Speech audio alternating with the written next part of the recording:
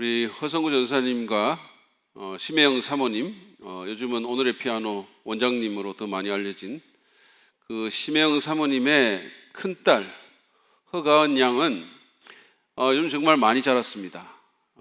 예전에 허가은이가 아니에요. 이제는 더 이상 어린아이가 아닙니다. 초등학교 3학년인데 벌써 키가 148cm나 된다고 해요. 참 엄청 자랐죠.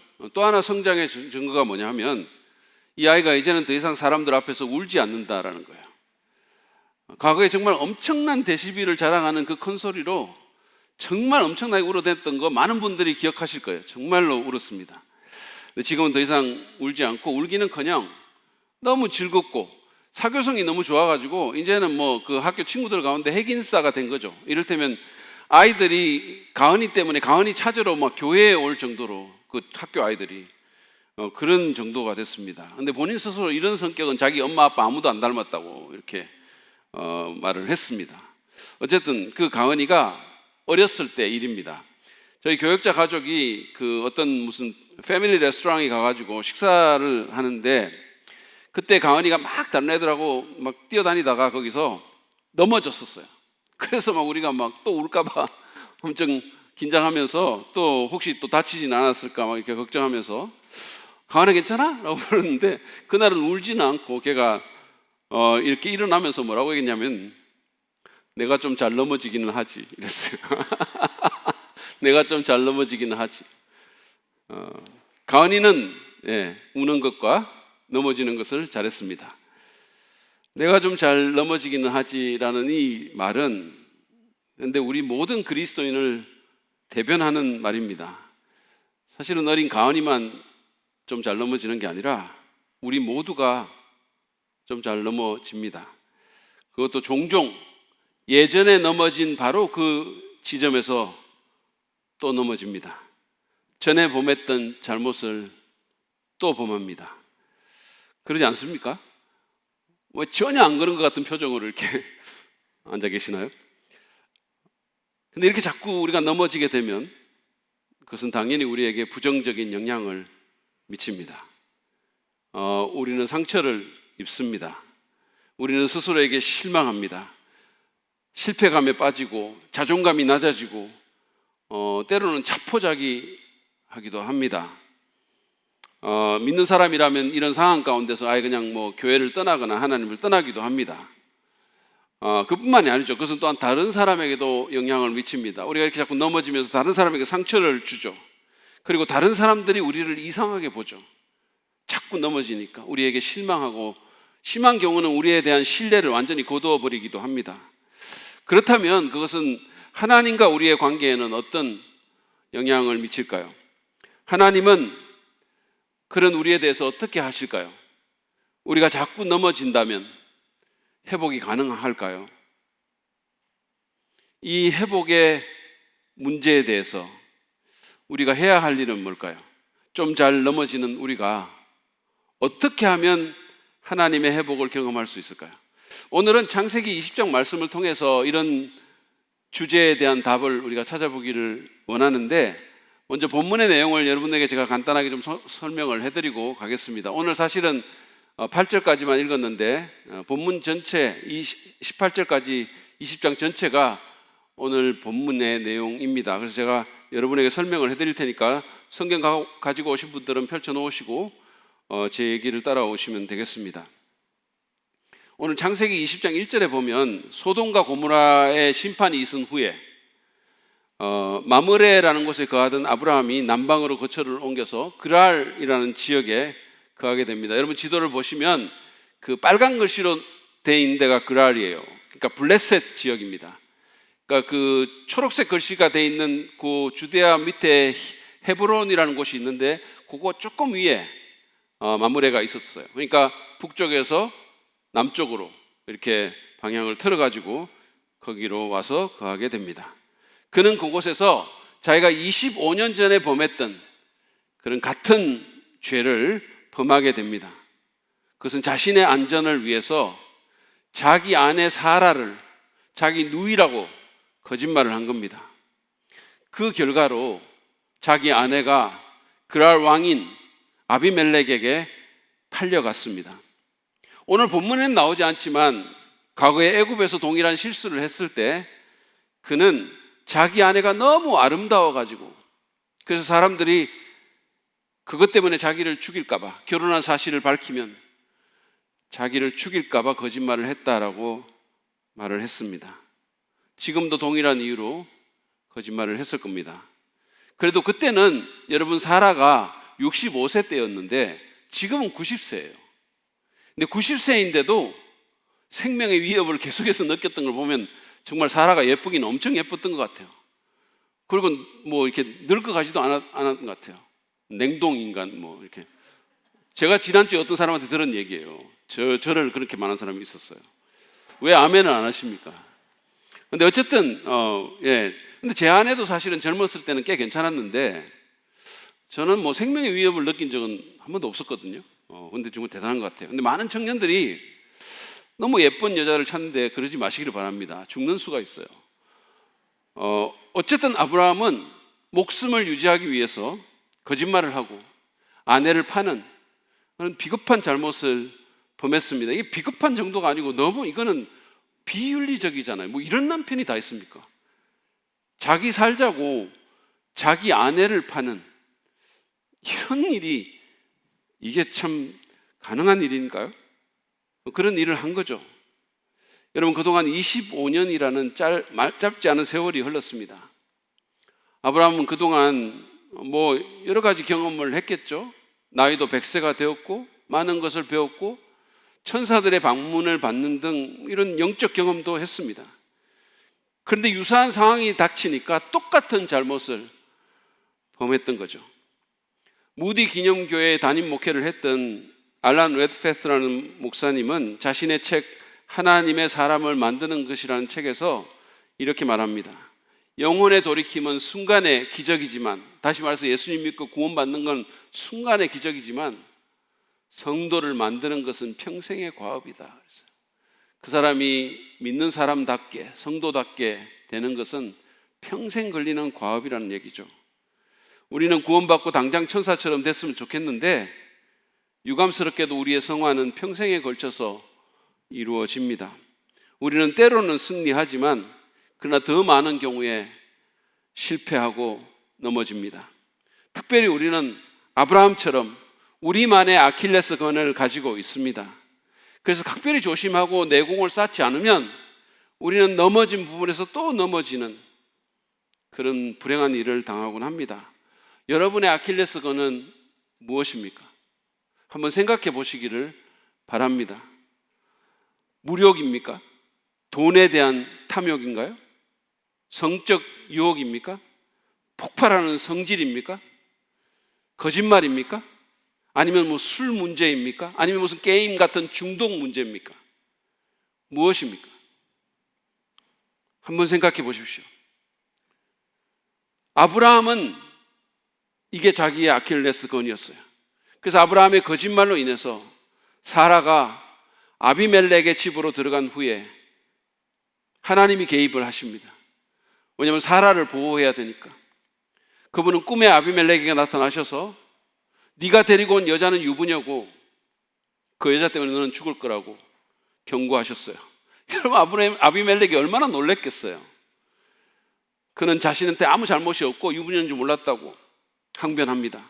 아브라함과 사라가 서로 오빠 동생 하는데 자기가 어떻게 아냐고 양심에 아무 거리낌 없이 여자를 데리고 왔다라고 말을 했습니다. 4절 5절 말씀 보시죠. 아비멜렉은 아직 그 여인에게 가까이 하지 않았으므로 주님께 이렇게 아뢰었다. 주님께서 의로운 한 민족을 멸하시렵니까? 아브라함이 저에게 이 여인은 자기 누이라고 하지 않았습니까? 또 이 여인도 아브라함을 오라버니라고 말하지 않았습니까? 저는 깨끗한 마음으로 떳떳하게 이 일을 하였습니다. 이에 대해서 하나님께서는 6절에서 하나님도 그 사실을 아셨기 때문에 그래서 그를 막아서 사라에게 가까이 가지 못하게 했다라고 대답을 하셨습니다. 아비멜렉이 자기가 의롭다고 계속 주장했지만 사실은 그가 사라에게 손을 못 댔던 것은 하나님이 그렇게 하지 못하도록 막아서 그랬던 겁니다. 사실은 사고는 아브라함이 쳤어요. 된통 쳤어요. 근데 하나님이 꼭 사고친 자식 뒷수습하는 엄마처럼 지금 그렇게 하고 계십니다. 뿐만이 아닙니다. 그분은 아비멜렉에게 사라를 돌려보내라고 명하신 후에 이렇게 말씀합니다. 7절을 보세요. 그의 남편은, 아브라함을 얘기하죠. 그의 남편은 예언자이므로 너에게 탈이 나지 않게 하여 달라고 기도할 것이고 너는 살 것이다. 여러분, 하나님께서 아브라함을 예언자라고, 다시 말해서 선지자라고 부르셨어요. 지금 이렇게 큰 사고치고 이거 말도 안 되는 일을 하고 비겁하고 치사찬란하고 비윤리적인 이런 일을 한 사람을 하나님이 선지자라고 부르신 겁니다. 이게 말이 되는 얘기라고 생각하십니까? 근데 선지자로서 아브라함이 하는 일이 뭐냐 하면 여기서는 중보하는 일이었어요. 아브라함은 이전에도 소돔을 위해서 중보하는 일을 했었습니다. 그때는 굉장히 멋있었잖아요. 그때는 정말 영웅적으로 보였어요. 지금은 전혀 그렇지 않죠. 너무나 비영웅적입니다.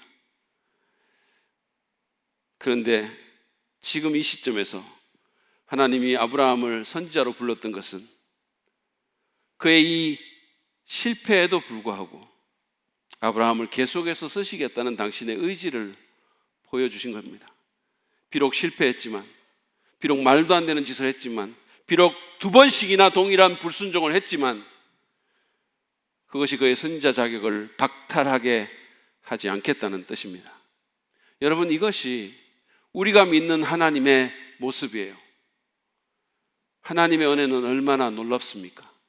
정말로 하나님의 은혜가 얼마나 대단합니까?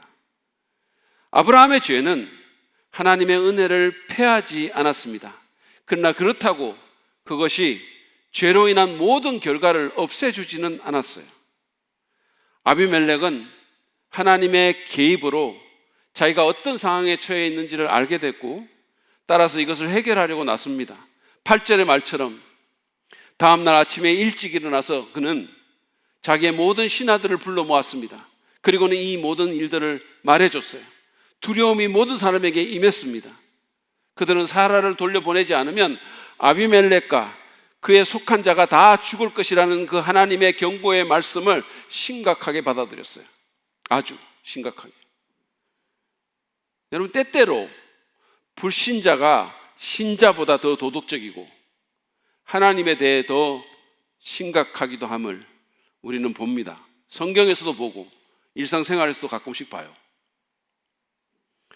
그런 다음 10절에서 아비멜렉은 아브라함을 불러서 항의하면서 왜 그런 거짓말을 해서 우리 모두를 위험에 빠뜨렸냐고 그를 책망합니다. 한번 생각해 보세요. 아브라함이 얼마나 창피했을까요? 정말로 창피한 순간이었을 겁니다.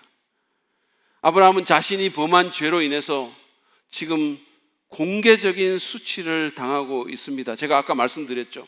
하나님은 비록 그를 용서하고 그의 은혜가 그를 다시 세우지만 그러나 그렇다고 죄로 인한 결과가 다 없어지지 않는 거죠. 우리가 넘어져서 일어날 수는 있지만 생채기는 남는 것처럼 아프죠. 여러분, 아브라함이 지금 엄청난 수치를 당하고 있습니다. 신자가 잘못하면 안 믿는 사람들의 책망을 받습니다. 교회가 잘못하면 교회가, 세상이 교회를 손가락질하고 꾸짖습니다.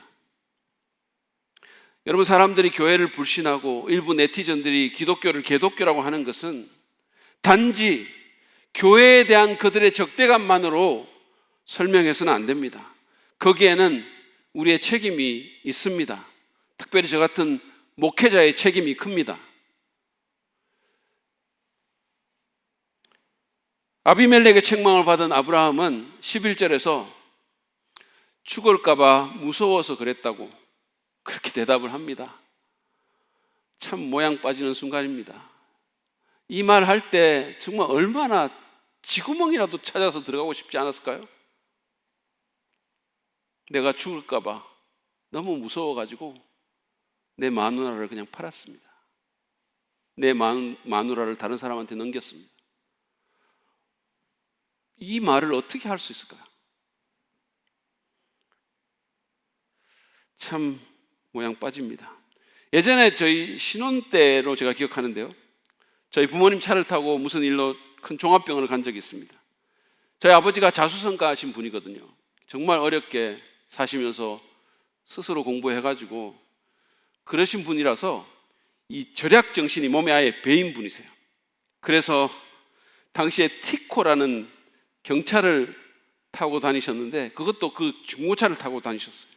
저희 아버지가 몸집도 크시고 대학 교수라는 신분도 있는데 그런 차를 타고 다니는 거를 저희 어머니가 못마땅해 하신 거죠. 이게 좀 그렇잖아요. 좀 창피하기도 하고. 그러다가 그날 병원에서 여러 사람들이 보는 가운데 차가 퍼진 거죠. 고장이 나서 그냥 멈춰 서버린 겁니다. 저희 어머니가 차에서 내리시면서 그때 하셨던 말씀을 제가 잊을 수가 없어요. 아, 진짜 쪽팔린다. 아, 진짜 쪽팔린다. 저는 저희 어머니가 그런 표현을 하는 것을 그날 처음 들었어요. 정말 창피했던 거죠. 정말 모양 빠지는 순간입니다. 아브라함도 그랬을 거예요. 얼마나 비영웅적인 모습입니까? 얼마나 말도 안 되는 모습입니까? 그런데 이런 자를 믿음의 조상으로 삼으신 하나님은 얼마나 은혜로우신 분입니까? 아브라함의 변명 섞인 대답을 들은 아비멜렉은 자기의 실수를 보상하기 위해서 필요한 조치를 다 취합니다. 그는 먼저 사라를 돌려보내고, 사실은 뭐 꼭 그럴 필요는 없는데도 불구하고 양과 소와 노비까지 취해서 아브라함에게 줬어요. 아브라함은 애굽의 사건에 이어서 자기 아내 때문에 2번이나 지금 재산을 증식하고 있습니다. 재산은 늘었지만 얼굴은 상당히 화끈거렸을 거예요. 이게 뭡니까? 이래가지고 돈 버는 남자. 근데 아비멜렉은 여기서 한 걸음 더 나가서 아브라함에게 거할 땅을 제공해주고 사라의 명예도 당시의 예에 따라 공적으로 회복해 주었습니다. 16절에 보면 아비멜렉은 사라의 명예 회복을 말을 하면서 내가 은 1000세겔을 그대의 오라버니에게 주었다라고 말을 합니다. 아브라함을 그의 남편이라고 말하지 않고 그들이 한 거짓말을 따라서 그대의 오라버니라고 표현한 거예요. 이건 뼈가 있는 거예요. 진짜 부끄럽게 만드는 거예요. 두 사람 다 마음이 뜨끔했을 겁니다. 이런 과정을 겪으면서 아브라함은 많이 수치스러웠을 거고 아팠을 거고 느낀 바가 많았을 겁니다. 저는 이 모든 것이 그런 아브라함을 믿음의 사람으로 만들려는 하나님의 은혜의 손길이라고 믿습니다. 이를테면 지난주에 우리 최정기 교수님의 설교 제목처럼 성화의 은혜인 거죠. 이것이 고통을 통해서 얻어지는, 불신자의 책망을 받으면서 그리고 자기보다 더 모범적인 그의 행동을 보면서 아브라함은 부끄러움과 함께 자신의 가오를 인정하지 않을 수가 없었을 것입니다. 그리고 이를 통해서 깊은 각성을 했을 것입니다. 근데 이 일 후에 그래서 그의 생애의 기록을 보면 아브라함은 같은 과오를 되풀이하지 않았고 성숙한 믿음의 삶을 살아가는 것을 볼 수 있습니다. 아비멜렉의 보상 이후에 아브라함은 선지자로서 하나님께 아비멜렉을 위해 중보의 기도를 했고 하나님은 그 기도에 응답하셔서 아비멜렉과 그 아내와 여종들의 불임을 치료해 주십니다. 17절 18절 말씀을 보시죠. 아브라함이 하나님께 기도하니 하나님이 아비멜렉과 그의 아내와 그의 여종들이 다시 아이를 가질 수 있도록 태를 열어주셨다. 아비멜렉이 아브라함의 아내 사라를 데려간 일로 주님께서는 전에 아비멜렉 집안의 모든 여자의 태를 닫으셨었다. 아브라함이 이때 기도하러 갔을 때, 아비멜렉을 앞에 두고 이런 기도를 했을 때 자기가 이런 기도를 할 자격이 있나 그런 생각이 들지 않았을까요? 마음이 어땠을까요? 나 같은 사람이 기도하는데 무슨 능력이 있겠나? 내가 이 사람 앞에서 하나님 이름 부르면서 선진하도록 하는 게 얼마나 자괴감이 들었을까요? 그러나 하나님은 아브라함의 실패에도 불구하고 그의 모든 연약함과 치졸함에도 불구하고 그의 그 모든 비윤리적인 모습에도 불구하고 그럼에도 불구하고 그를 쓰셔서 아비멜렉 집안의 치유를 이루어내셨습니다. 그리고 21장에서 그 다음 장이죠. 바로 다음 장에서 세상을 복주시려는 당신의 그 구속의 프로그램에 이 부분을 계속해서 사용하시면서 이삭에 대한 당신의 약속을 이루어 주시는 거예요. 이것이 오늘 본문의 이야기입니다. 이 얘기가 실패를 거듭하는, 좀 잘 넘어지는 우리에 대해서 주는 교훈이 무엇일까요? 첫 번째로 우리는 하나님의 은혜가 우리의 죄와 실패보다 더 크다는 사실을 믿어야 합니다. 우리는 오늘 본문을 통해서 이 사실을 배우게 됩니다. 본문에서 하나님은 거듭되는 실패의 장본인인 아브라함을 내치기는커녕 오히려 사고친 자식의 엄마처럼 이 일에 개입해서 뒤처리해 주십니다. 그리고 또 그에게 기회를 주셔서 아브라함을 중보자로 서십니다. 그리고 그에게 여러 가지 아픔을 주시면서 그를 더 나은 사람으로 만들어 주십니다. 그렇습니다. 우리 하나님은 진실로 회복의 하나님이시며 두 번째 기회를 주시는 주님이십니다. 우리는 하나님이 우리의 죄와 실패에도 불구하시고 우리를 사랑하시며 우리를 쓰신다는 사실을 믿어야 합니다. 그분은 절대로 우리를 포기하지 않으십니다. 우리의 실패가 그분의 은혜를 무효화시키지 못하고 우리의 연약함이 그분의 사랑을 패하지 않습니다. 그 사실을 우리가 믿어야 돼요. 믿음으로 받아들여야 됩니다. 왜냐하면 이게 사실 믿기가 쉽지 않거든요. 왜냐하면 세상은 그런 식으로 작동하지 않기 때문입니다. 이 세상에는 삼진아웃이라는 제도가 있어요. 음주운전 하다가 3번 걸리면 면허증 박탈당하고 감옥 갑니다. 프랑스에서는 불법 다운로드를 3번 하면 인터넷을 차단하는 법도 있었습니다. 그렇습니다. 세상은 자꾸 실패하고 넘어지는 자에게 상습법이라는 딱지를 붙이고 그를 정죄하며 제쳐놓습니다. 그리고 우리 자신도 실패했을 때, 특별히 거듭된 실패를 했을 때 스스로 자포자기하고 낙심과 좌절에 빠지기가 너무 쉬운 거죠. 도대체 나는 어떤 인간인가? 나는 정말 소망이 없는 것 같아요.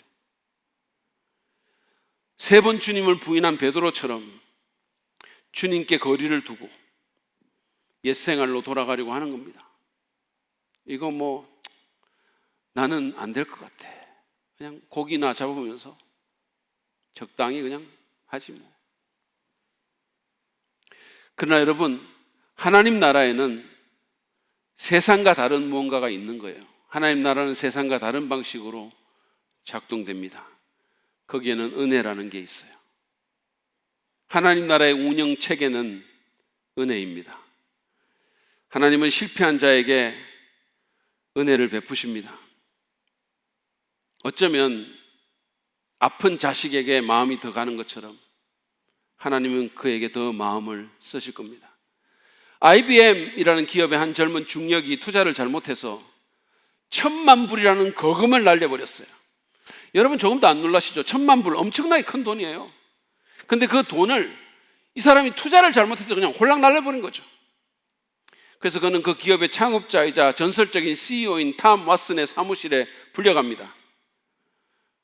죄책감과 두려움에 휩싸인 그 젊은 중력은 왓슨이 말하기도 전에 떨리는 음성으로 입을 열었어요. 저의 사인 문제 때문에 저를 부르신 거죠. 여기에 저의 사직서입니다.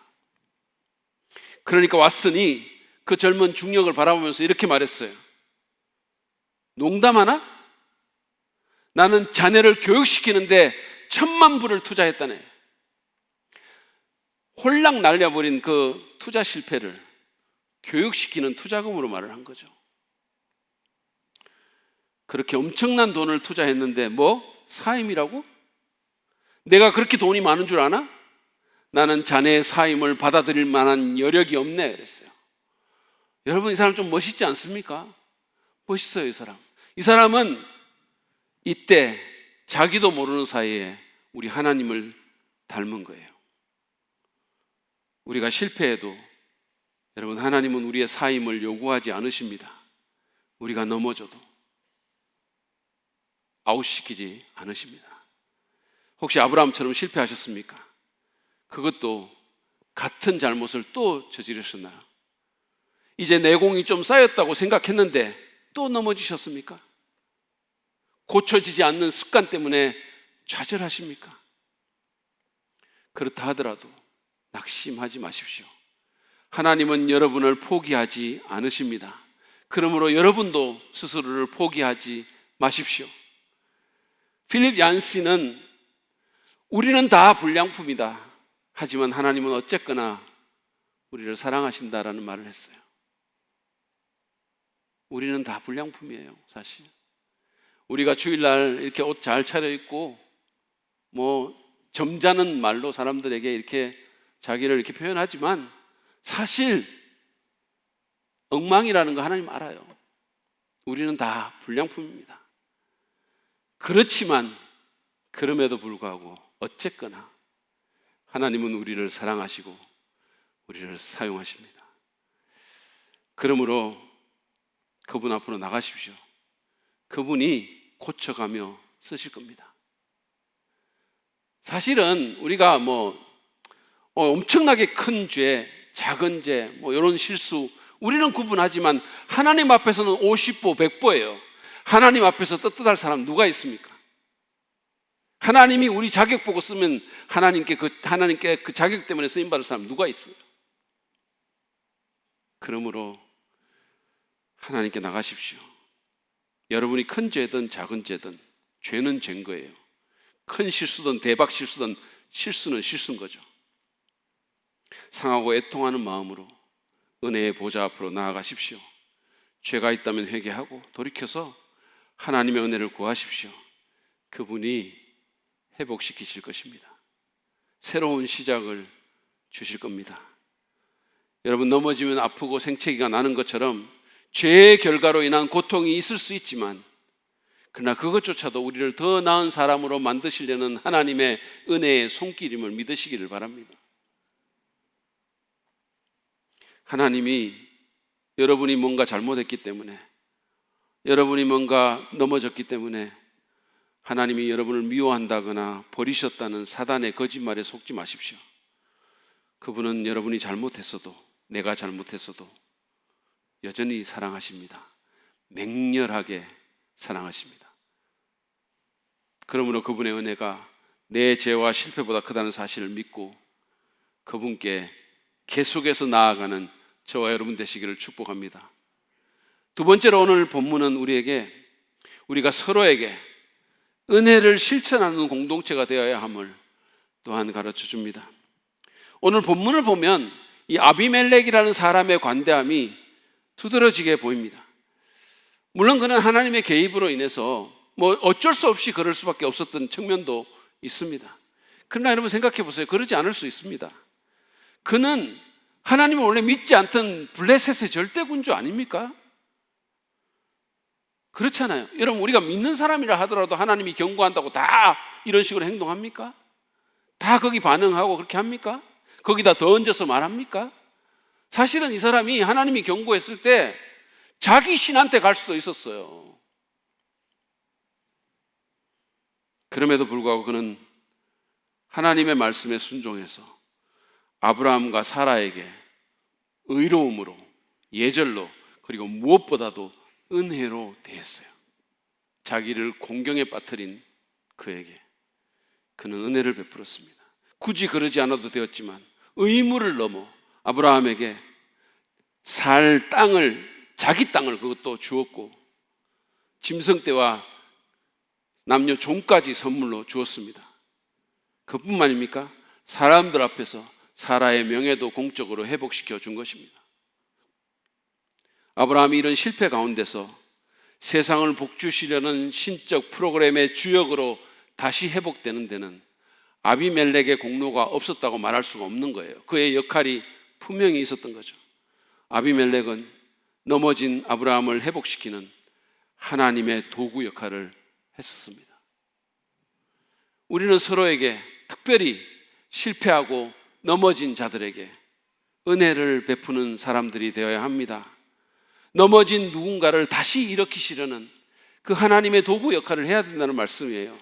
특별히 우리가 예수 그리스도를 믿는 그리스도인이라면 더욱 그래야 합니다. 왜냐하면 우리는 몸소 그 은혜를 체험했기 때문이에요. 여러분, 은혜가 뭡니까? 자격 없는 자에게 베푸는 무조건적인 호의 아닙니까? 전혀 자격 없는데, 아무 공로 없는데 말할 수 없는 호의를 우리가 받았지 않습니까? 생각해 보십시오.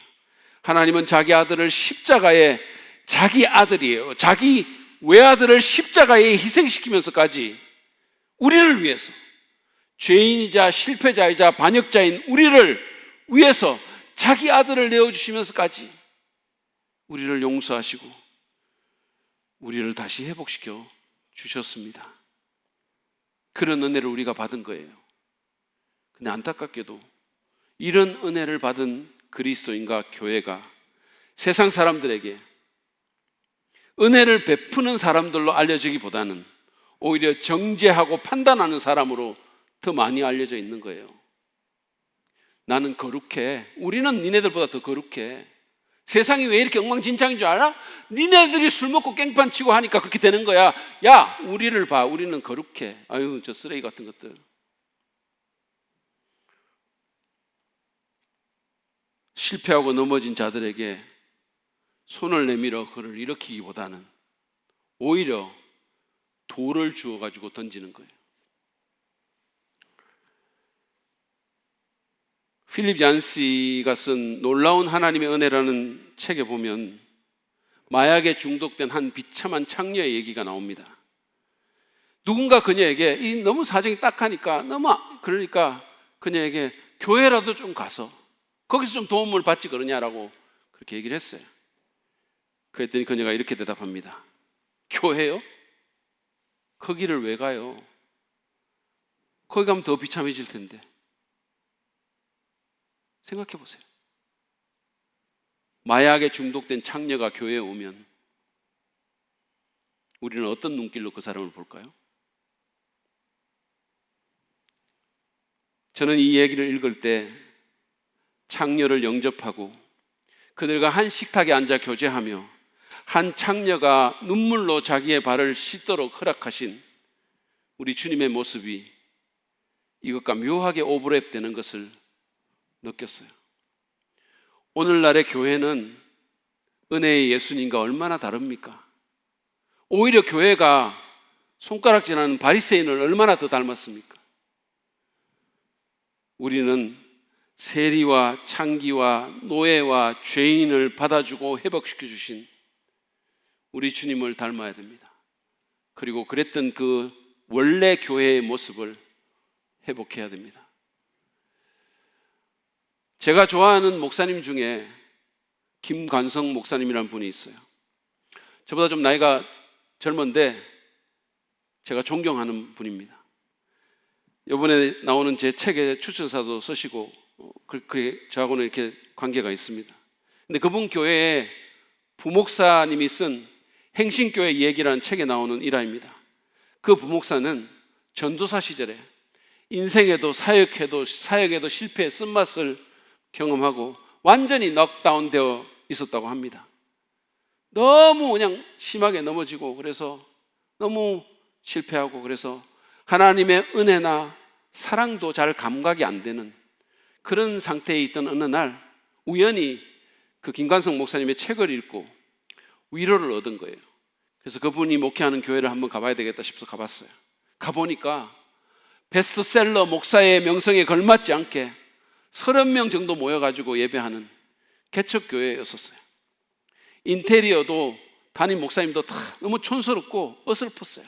이분 보시면 여러분 아시는데 좀 그렇게 편하게 생기셨어요. 아주 편하게 생겼습니다. 그런데도 왠지 따뜻한 온기가 느껴졌다는 거예요. 자신의 심령 안에 묘한 평안과 기쁨이 찾아왔습니다. 나처럼 실패하고 별 볼 일 없는 인생도 잠시 머물 수 있겠다, 그런 생각을 하면서 이제 예배 마치고 가려고 하는데 목사님이 손목을 붙잡았어요. 형제님, 식사하고 가요. 그래서 이제 교회에서 식사를 하고 조용히 사라지려고 하는데 돌아가는 그를 한 번 더 목사님이 붙듭니다. 혹시 내일 시간 되면 밥 한 끼 하시죠. 나중에 그 김관성 목사님에 의하면 그때 이 사람을 그렇게 불러내지 않았으면 한강이라도 갈 것 같은 표정이었다는 거예요. 그 당시에. 그때부터 이 두 사람은 일주일에 3번씩 밥을 먹었어요. 그러면서 그는 조금씩 회복되기 시작했습니다. 그 부목사님의 간증을 직접 한번 들어보세요. 제가 읽겠습니다. 목사님과 5년여 세월을 보냈지만 저는 처음 만난 날 건네셨던 한마디를 지금도 잊지 못합니다. 괜찮습니다, 전도사님. 잘 살아오셨어요. 저같이 못난 목사도 있는데 저보다 훨씬 나아요.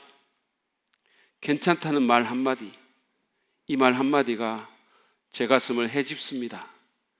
그리고 그동안 살아왔던 세월을 여과 없이 토해내게 만듭니다. 한참을 울었습니다. 딱딱하게 굳어져서 감각이 사라져버린 것 같은 마음이 목사님의 괜찮다는 말 한마디에 주체할 수 없을 만큼 녹아내립니다. 참 오랜만에 가슴을 열어본 것 같습니다. 저의 방황들, 저의 고질적인 죄들과 자기 한계 가운데 느끼는 절망감 등을 마구 토해내었습니다. 언젠가 그런 말씀을 하십니다. 그때 너를 보니까 어떤 고민과 아픔으로 지냈는지가 총천연색 칼라 텔레비전으로 가슴에 와 박혔어. 여러분, 이 부목사님은 지금 회복이 돼서 누구보다 열심히 주님을 사랑하고 섬기고 그 교회에서 자기처럼 실패한 많은 사람들에게 밥 사주고 회복시키는 사역을 하고 있어요. 이 이야기 속에 김관성 목사님처럼 그리고 그 촌스러운 교회처럼 우리는 실패하고 넘어진 사람에게 은혜의 손을 내밀고 그를 회복시키는 교회가 되어야 합니다. 그래야 주님을 닮은 교회가 되고 그래야 교회다운 교회가 될 수 있는 거예요. 은혜가 없는 교회는 교회가 아니에요. 정통 교리요? 지식이요? 그것만 있다고 교회가 됩니까? 사실은 정통 교리나 지식으로 따지자면 복음서에서 그런 거 제일 많았던 사람은 바리새인들이었어요. 성경 제일 많이 알았고 그 사람들이 예수님 죽였습니다. 은혜가 없으면, 우리 그리스도인의 마음 가운데 은혜가 없으면 그것만큼 비참한 그리스도인이 없는 거예요.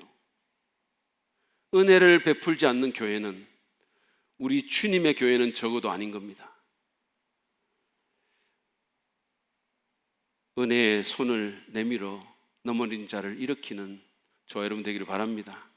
그래야 크고 작은 실패를 거듭하는 이 세상의 수많은 사람들이 하나님의 그 회복과 은혜를 경험할 수 있습니다. 그래야 우리도 하나님의 회복의 은혜를 경험할 수 있는 거예요. 오늘 우리는 같은 실패를 반복한 아브라함의 이야기를 통해서 실패에서 회복하기 위해 우리에게 필요한 교훈을 나누었습니다. 그것은 하나님의 은혜가 우리의 죄와 실패보다 더 크다는 것을 믿어야 한다는 것이고, 우리가 서로에게, 특별히 실패하고 넘어진 자들에게 은혜를 실천하는 교회와 그리스도인이 되어야 한다는 것입니다. 여러분 어떠세요? 여러분 넘어지셨습니까? 아니 좀 잘 넘어지십니까? 아니 아브라함처럼 실패하셨습니까? 그것도 같은 잘못을 또 저질렀습니까? 하나님의 은혜가 내 실패보다 더 크심을 믿고 그분의 자비와 은혜의 보좌 앞에 자신을 내던지시기를 바랍니다. 희망은 거기밖에 없어요. 그쪽으로 가야 돼요. 주일날 교회 와서 말씀 듣고 은혜 받았는데 월요일 아침에 또 넘어지는 우리의 희망은 주님의 은혜의 보좌밖에 없는 거예요. 자꾸 거기 가야 되는 거죠. 실패에도 불구하고 하나님은 우리를 여전히 사랑하십니다. 아린 마음으로 맹렬하게 우리를 사랑하시죠. 그분은 여러분에게, 저에게 새로운 시작을 주기 원하십니다. 그러므로 하나님께 나오십시오. 죄와 실패를 주 앞에 내려놓고 회개하고 다시 시작하십시오. 주님의 은혜 안에서 자라가기 바랍니다. 여러분 혹시 아비멜렉처럼 누군가에게 은혜의 손을 내밀어야 할 입장에 있으십니까? 이 시간에 여러분 자신을 살펴보세요. 여러분은 넘어진 누군가를 긍휼히 여기고 그에게 손을 내미는 사람입니까? 아니면 그 손으로 정죄와 판단의 짱돌을 집어드는 사람입니까? 세상 한번 보세요. 누군가가 잘못하면 그냥 완전 박살을 내버리죠. 완전히 그냥 이거는 사형입니다. 자기는 어떤 것도 없는 듯이 얼마나 많은 사람들이 정죄와 판단의 얘기를 하는지, 죽으라 그러고 살 가치가 없다 그러고 한국 떠나라 그러고. 여러분은 어떠십니까? 이 시간에 나도 은혜 받았으니 은혜 베풀며 살겠다고 결단하시기 바랍니다. 누군가 넘어진 사람에게 손을 내밀겠다고, 회복의 도구로 살겠다고 그렇게 주 앞에 결단하십시오. 여러분 기억하십시오. 은혜가 우리의 생명줄입니다. 은혜 없이는 우리는 못 삽니다. 은혜 없는 교회는 교회가 아닙니다. 이 시간에 주의 은혜를 찬양하면서 은혜의 주 앞에 나아가도록 합시다. 그 주님 앞에 우리의 마음을 열고 하나님의 은혜 앞에 우리 자신을 내던지는, 그래서 새로운 시작을 맞는, 그래서 회복을 경험하는 저 여러분 되시기를 간절히 바랍니다.